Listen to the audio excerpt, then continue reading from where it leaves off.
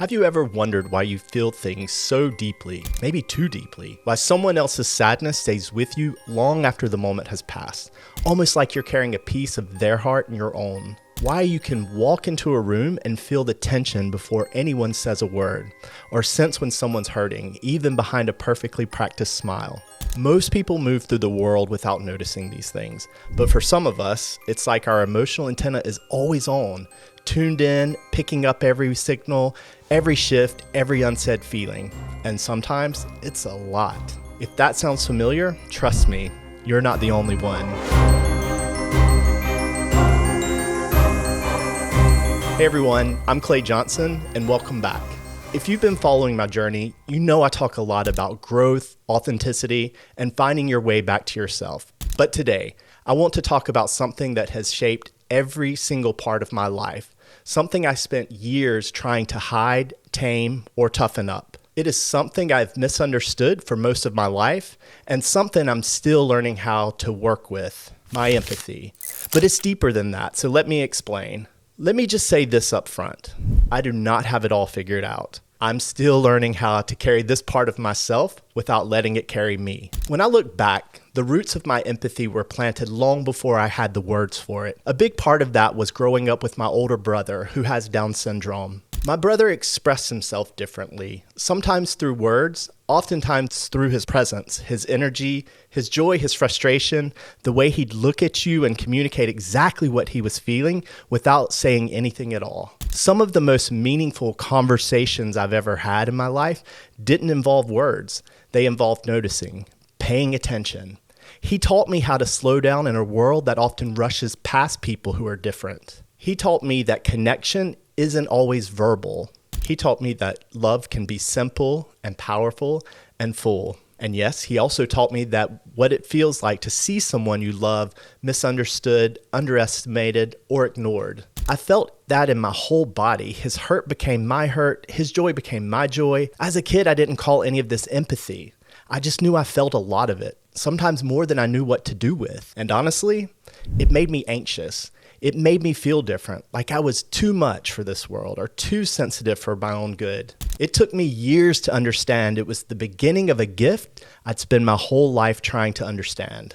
As I grew older, and especially when I started working in human resources, I finally saw what I'd been carrying with me all along. Empathy became my bridge. I didn't need all the answers.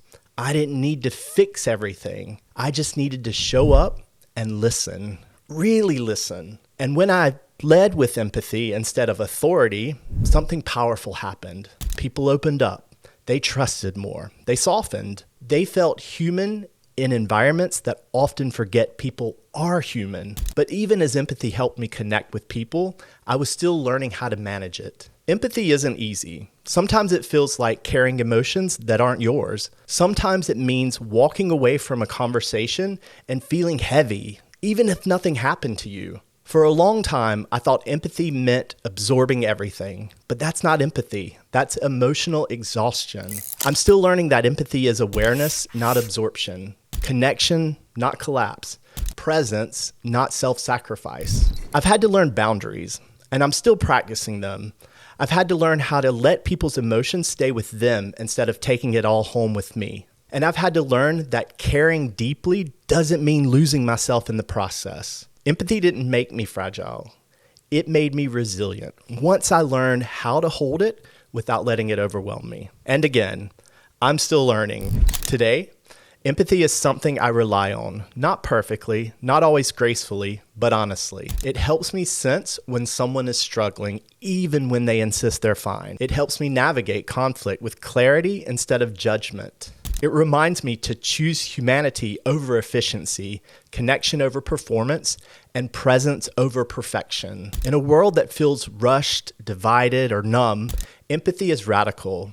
Caring is courageous. If I could talk to that younger version of myself, the one who felt too sensitive, the one who didn't know where he fit, I'd tell him, your sensitivity isn't a flaw. It's actually your edge. It's your way of loving, leading, and living honestly. And one day, you'll see it for what it really is, your superpower. So yes, empathy, I believe, is my superpower. Not in a loud way, Not in a flashy way, but in a way that shapes who I am, how I connect, and how I move through this world. And if you've ever been told you're too sensitive or too emotional, maybe it's time to rewrite that story. Maybe the thing you've doubted your whole life is actually the thing that makes you powerful. Thank you for listening, and thank you for being here today.